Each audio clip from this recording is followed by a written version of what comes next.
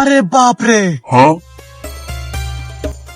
ওরে বাবা, ওরে বৎস, কোনটা তোমার? নিয়ে নাও। কলাপাঠা কলাপাঠা কলাপাঠা, ওইটা ওইটা আমার, ওইটা ওইটা। নাও বৎস।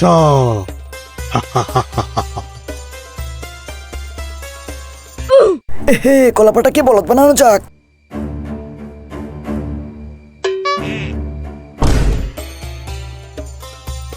ওহে বৎস, কোনটা তোমার?